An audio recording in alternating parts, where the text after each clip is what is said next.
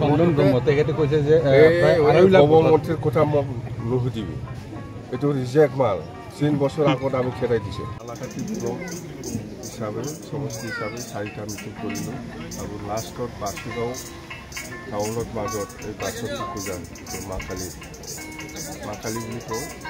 ইয়াৰ পূজাত মই ইহঁতে পূজা দি আছিল বাজাৰৰ মানুহ, মই সেইটোকে দৰ্শন কৰিবলৈ আহিছোঁ, খুব ভাল লাগিল। গতিকে মই সেইটোকে আশীৰ্বাদ বিচাৰিছোঁ যে আমাৰ বিশেষ দলে যাতে ভৱিষ্যত সকলো জাতি জনগোষ্ঠীক লৈ পেলাই ভালদৰে কাম কৰি যাব পাৰে আৰু আগতো যিটো MP নিৰ্বাচন, সেই MP নিৰ্বাচনত বিশেষ দলে যাতে জয়ী হ'ব পাৰে, তাৰ কাৰণে মই মা কালীৰ ওচৰত আশীৰ্বাদ বিচাৰিছোঁ। এইফালে নৱবৰ্ষ ৰঙালী বিহুৰ গোটেই অসমবাসী তথা বিশেষবাসী ৰাইজলৈ মোৰ আন্তৰিক শুভেচ্ছা থাকিল।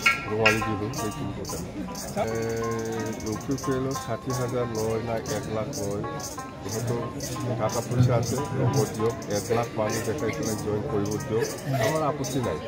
আমি 19 তাৰিখত জইনিং কৰিব, অকল 5-6 হাজাৰ মানুহ লৈহে জইনিং কৰিব, বেছি নালাগে। ইমান আমাৰ লগত পইচা থকা নাই, খৰচা কৰিব নোৱাৰে, আমি মুঠতে 5-6 হাজাৰ আমাৰ ছাপৰ্টাৰ লৈ পেলাই আমি জইনিং কৰিব।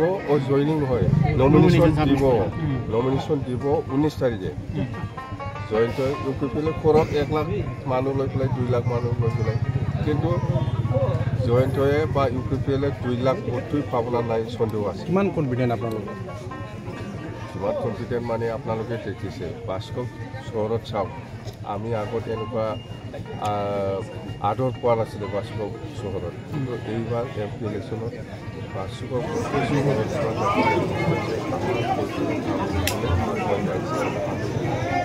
বাস্কো টাউনত আমিয়ে বেছি ভোট পাওঁ। কালৰ সতীৰ্থ আপোনাৰ চন্দন ব্ৰহ্ম তেখেতে কৈছে যে গভৰ্ণমেণ্টৰ কথা মোক নুসুধিবি, এইটো ৰিজেক্ট মাল 3 বছৰ আগত আমি খেদাই দিছে।